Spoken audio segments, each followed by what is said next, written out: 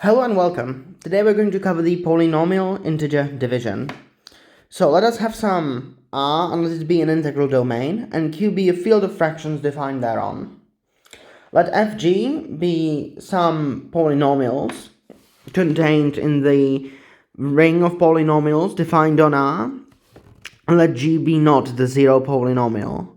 Then there exists precisely one pair QR contained in the polynomial ring defined on Q such that f is equal to g times q plus r. Right, we have some polynomial operation here, and the degree of r is smaller than the degree of g. Moreover, if g is monic, then qr are members of the polynomial ring Rx. Now, the proof. First, we shall demonstrate the existence, and we shall do it constructively, meaning we shall provide an algorithm for finding such a pair for each polynomial. Now, how shall we go about this? All right. First, we put q. So put q equal to the f diff g, meaning the integer division of f by g, and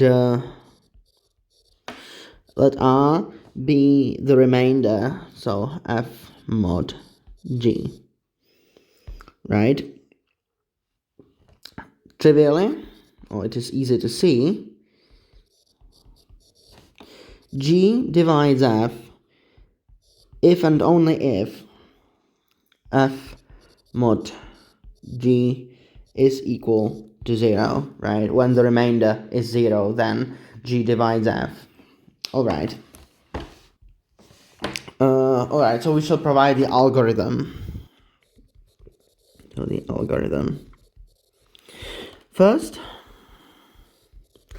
put, and we define some q0, and we put it equal to 0, and remainder 0, which we put equal to f, by, or recursively,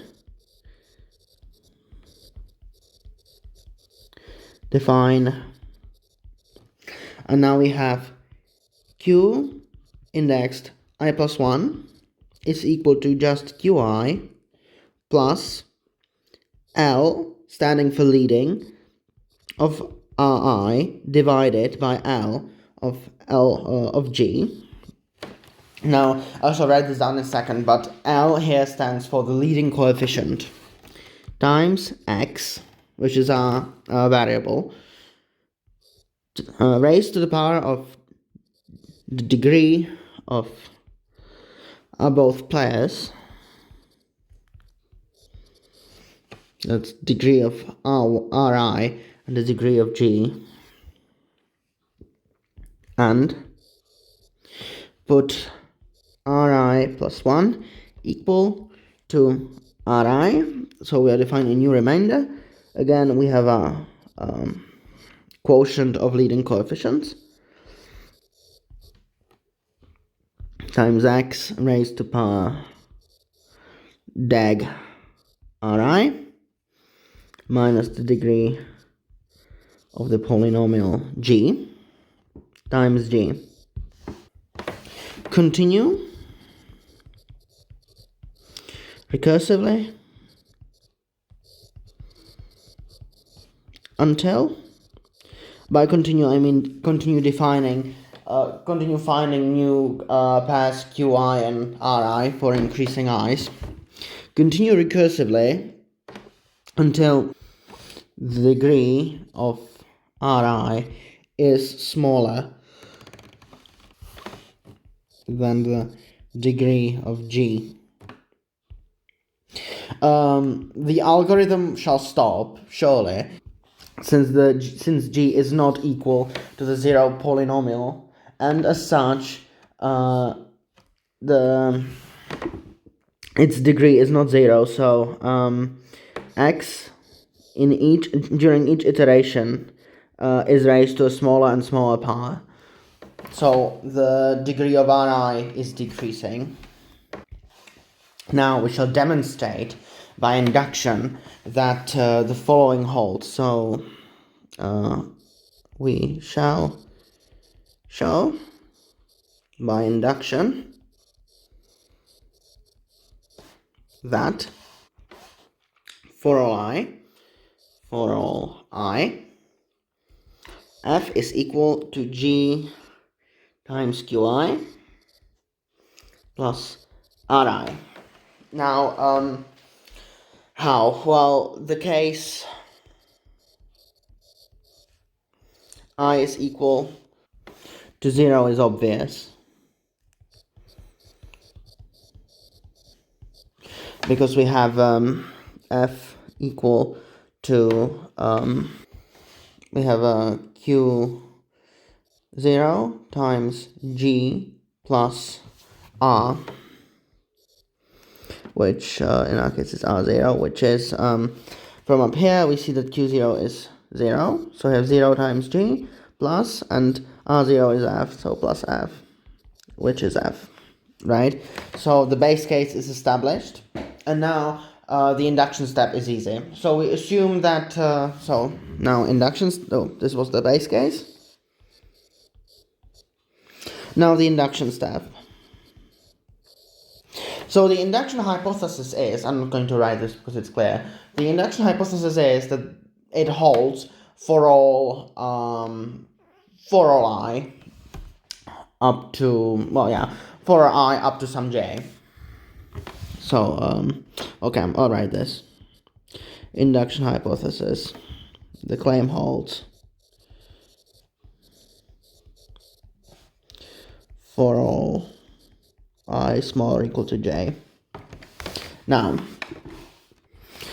we wish to show that f is equal to g times q of j plus 1 plus rj plus 1.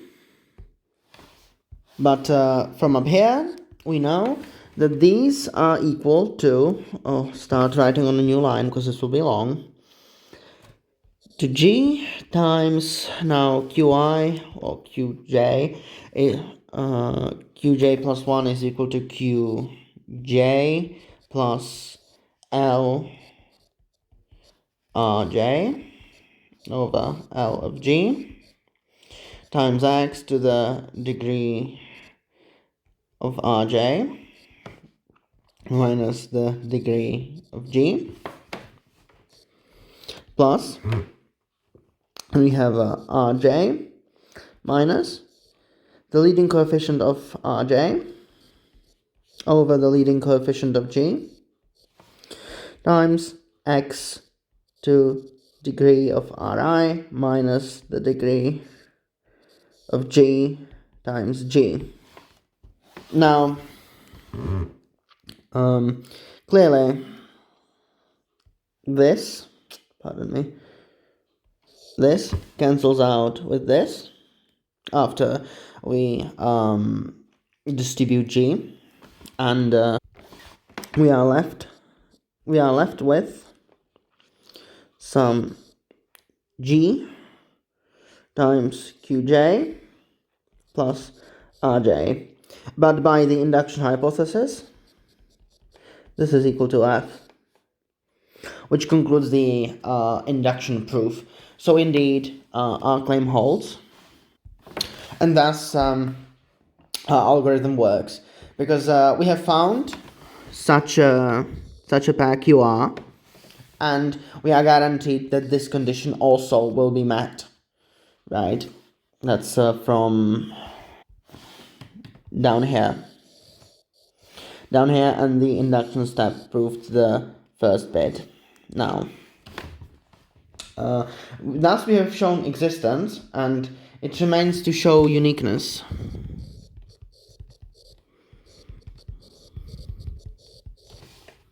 Oh, I also would like to remark, I don't have to even write this, that, well, okay, I will, for completeness. If G is monic, clearly there are no fractions.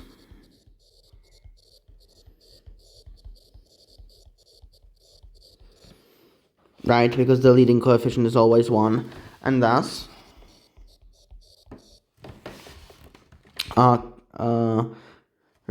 claim that if G is monic, that QR is in the ring of polynomials defined on R holds. We don't need the field of fractions, and thus the additional claim holds.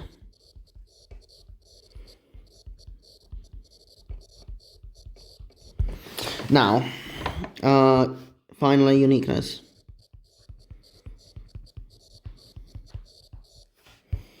Alright, well, suppose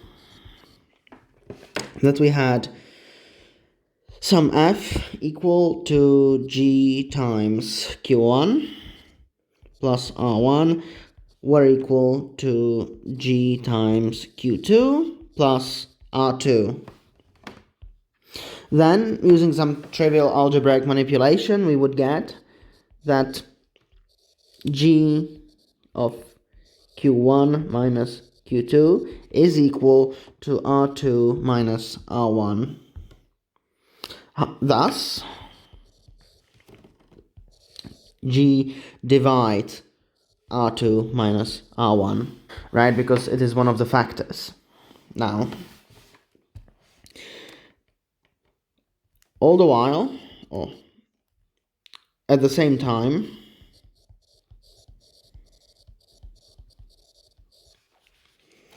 we have that the degree of r2 minus r1 is smaller than the degree of g.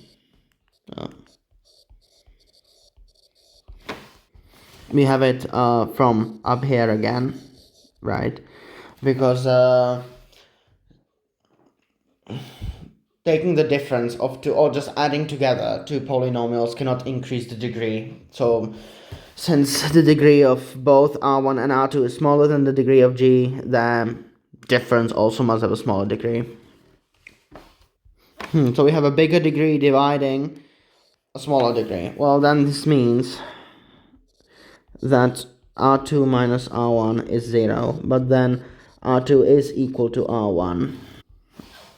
At the same time, we have g times q1 minus q2 equal from up here now to 0 from up here. G is not the 0 polynomial, so we can divide by it. So we have q1 minus q2 is 0, meaning q1 is equal to q2.